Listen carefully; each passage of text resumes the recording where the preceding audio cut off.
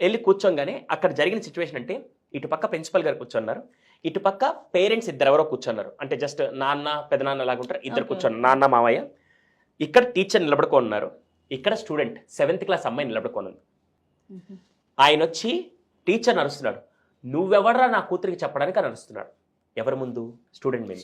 యాక్చువల్గా అక్కడ జరిగిందంటే ఈ పాప క్లాస్లో వినకుండా ఏకాగ్రత పెట్టకుండా ఏదో చేస్తూ ఉంటే, అమ్మ నువ్వు ఇలా చేస్తే రేపు ఎలా నీ భవిష్యత్తు కొద్దిగా అర్థం చేసుకోవాలి కదా, రేపు మళ్ళీ నిన్ను ఇంట్లో కూర్చోబెట్టి ఇంటి పనులు చేపిస్తుంటుంది, నీకు మంచిదేనా అని చెప్పి ఒక తండ్రి చెప్పే బాధ్యత తీసుకొని ఆయన చెప్పాడు. అవునా? ఈ పాప దాన్ని ఇంటికి తీసుకెళ్ళి ఒక మసాలా బూస్ చికెన్ బిర్యానీ వండిందేమో మనకు తెలియదు, కానీ మొత్తం చెప్పేసరికి వీళ్ళు వచ్చి ఇన్ని నిలబెట్టి క్వశ్చన్ చేస్తుంటే, రేపటి రోజున ఈ టీచర్ నడిచెళ్తుంటే ఆ పాప అక్కడి నుంచి ఏం చేస్తుంది? ఏనే మన మా నాన్న వచ్చి కింద మీద కడిగేశారంటే ఆ పాప జీవితం నాశనం చేసింది ఎవరు?